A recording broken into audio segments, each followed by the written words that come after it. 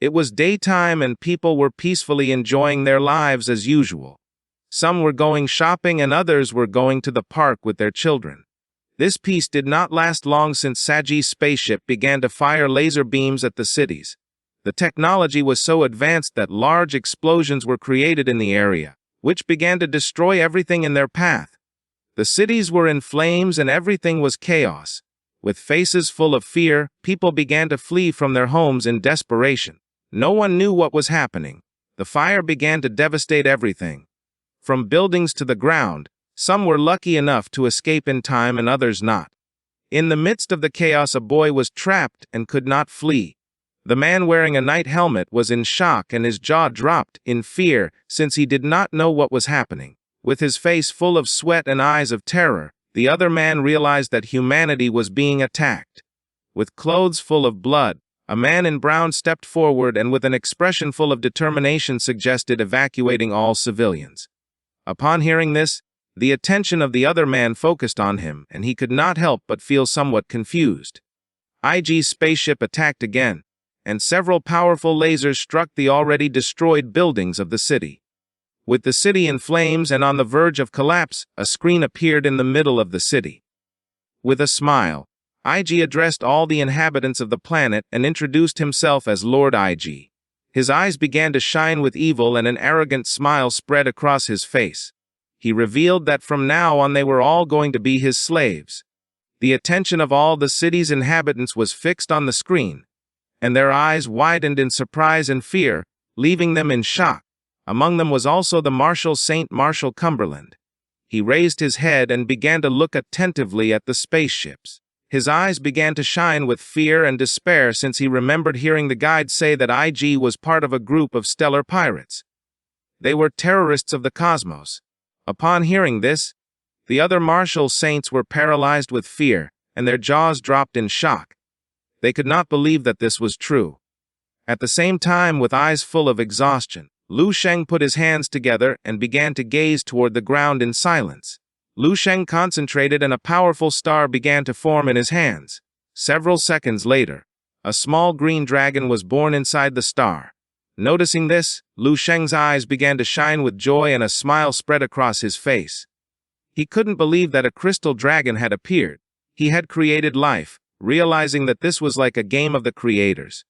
Yang Yishu, who was standing behind with his eyes closed, began to stroke his beard and couldn't help but smile. His attention was fixed on Lu Sheng, and with a smile he mentioned that this could also be considered as part of the training. At the same time, in the sky, Wang He and Du and Yefeng were fighting with their bodies surrounded by powerful martial energies. Lu Sheng extended his hand and with a curious gaze said that he could feel that the comprehension of the demand by Wang He and Du and Yefeng had reached an unprecedented height. Yang Yishu began to stroke his beard and did not say a single word. Although there was much that Lu Sheng could not understand for now, after all, the gap between them was too great. Yang Yishu opened his eyes and began to gaze at Lu Sheng. With a serene expression he explained that although Lu Sheng could not understand it, everything had been subtly imprinted in his body through the game of creation. And when the time came, naturally he would know how to use it. Lu Sheng's eyes widened in confusion. He began to touch his head and felt confused since according to him Yang Yizhuo was quite enigmatic. Just then, Lu Sheng began to feel a strange fluctuation of energy and with a curious gaze he turned around. A smile spread across Yang Yizhuo's face when he realized that old Wang had used the technique. Wang He closed his eyes and concentrated, causing a powerful golden martial energy to emerge from his body.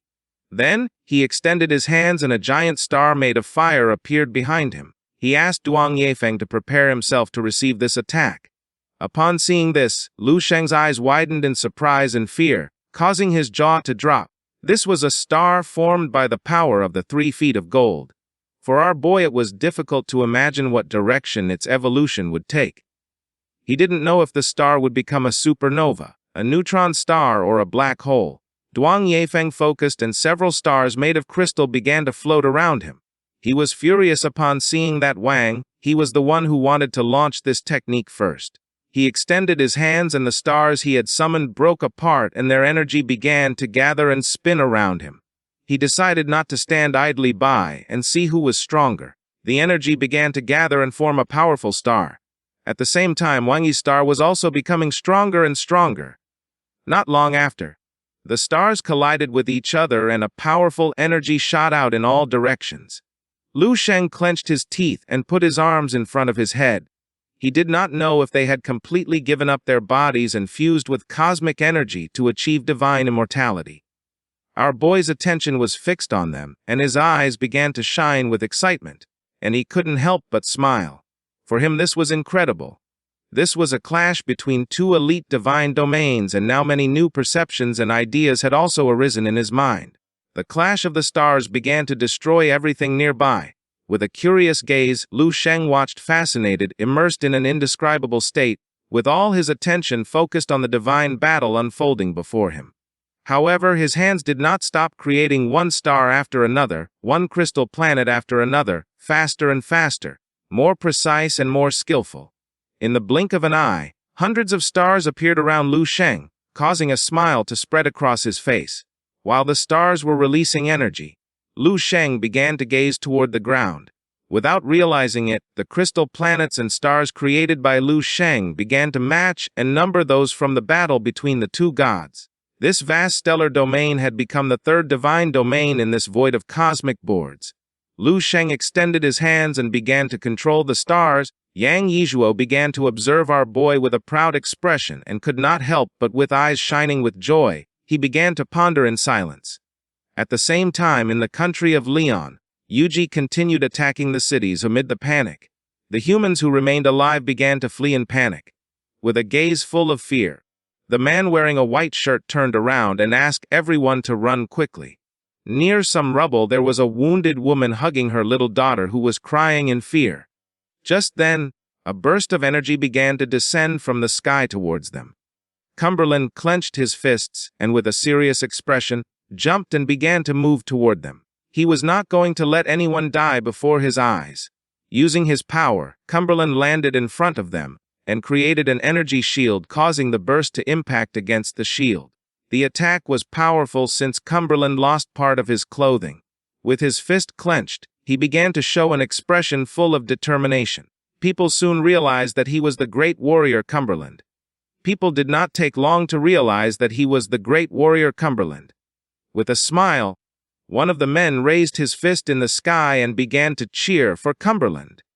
The eyes of the other man began to shine with hope, since, according to him, being with Cumberland, they were going to be safe. They believed that without hesitation he was going to face the aliens and save the blue planet. With a serious gaze, Cumberland made it clear that the power of this technology was he wouldn't even dare receive it head-on. Although it wasn't fast, it was easy to dodge it. He knew those terrorists wouldn't dare appear. Cumberland realized that if E.G. only limited himself to using the spaceship to attack, that showed he was not very strong. With an expression full of determination, he turned his head and asked everyone to be careful with the lasers and mentioned that if they worked together to destroy the spaceship, they could kill A.G. The warriors who were behind him began to watch him and nodded their heads. With eyes shining with rage, Cumberland began staring at the spaceship and summoned his sword. A powerful martial energy began to manifest in the form of a sword in his hand. Without wasting another second, Cumberland gathered momentum and began to advance toward the spaceship. As Cumberland was slowly flying toward the ship, a confident smile appeared on the faces of the people. They knew this was the supreme technique of the great Lord Cumberland, and now there was nothing to worry about. They clenched their fists and began to cheer him on. Not long after, Cumberland reached E.G.'s spaceship and attacked with his sword. His sword struck against a shield that surrounded the ship. Upon seeing this, Cumberland's eyes filled with confusion and curiosity. He clenched his teeth as he didn't know what was happening. Cumberland stopped attacking and panicked upon realizing that he couldn't break through the protective shield since his martial strength could not stand up to this technology. The face of the holy marshal was covered in sweat, and his eyes began to shine with desperation. He grabbed the sword tightly and could not help but wonder what to do now. A screen appeared next to him. With a smile, E.G. mocked Cumberland for not having the strength to break a simple protective shield. Upon hearing this, Cumberland turned toward the screen and was shocked. With a serious gaze, he began to look at E.G. and mentioned that he couldn't believe that advanced civilizations only knew how to abuse technology to intimidate others, while hiding like turtles inside their ship's shields. Upon hearing this, E.G.'s eyes filled with confusion. Then an arrogant smile spread across his face as he asked if Cumberland wanted him to get out of the spaceship. With his face full of sweat and with a determined expression, Cumberland began to imbue mana into his sword and mocked E.G., provoking him to come out of the ship. If this provocation could manage to make him come out, then perhaps there would be a chance to resolve this crisis. Not long after, E.G. decided to please Cumberland's wish and the door of the ship opened. E.G. came out of the ship, and upon seeing this, Cumberland's eyes began to shine with joy. He couldn't believe that his plan had worked. In the blink of an eye, E.G. appeared behind Cumberland and grabbed him by the head, and while his body was releasing an intense energy, with a smile he asked Cumberland to try to guess what was the height of his divine manifestation. With a confused gaze, Cumberland turned his head, realizing that this guy was very fast. E.G.'s martial manifestation began to grow larger, and he started to show an arrogant smile. His martial manifestation grew up to 8,000 meters and his energy transformed into a powerful demonic spirit. Cumberland panicked when he realized that his real strength was much greater than that of the spaceship. He knew that now humanity had no salvation. This is the end of the video. If you guys want to see the next part,